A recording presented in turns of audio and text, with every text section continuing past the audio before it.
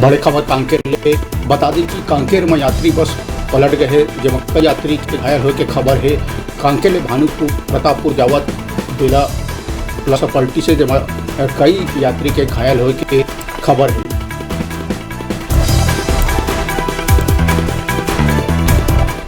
बाकी कांकेर प्रतापपुर जावत यात्री बस अनियंत्रित के बस असरी भन बेड़ा कन पहुँचे रही हैं अनियंत्रित होकर बस पलट गए हैं, जेमा कई यात्री मतलब गंभीर चोट आए हैं।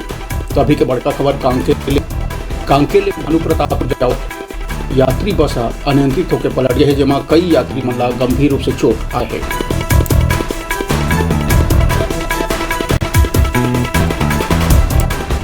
कांकेर ले भानु जावत रही से असरी बस तबे बन बेड़ा करा अनियंत्रित बस बता दिन के मौका में पुलिस और स्वास्थ्य विभाग पहुंचे हैं। घटना थोड़ी कुछ देर है।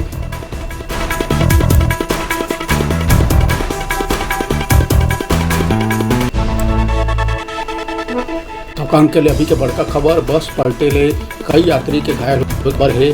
कांकेर ले प्रतापपुर जावत यात्री बस के पलट में कई यात्री के घायल होने की खबर में मौका में पुलिस और स्वास्थ्य विभाग के अमला पहुंच गए हैं।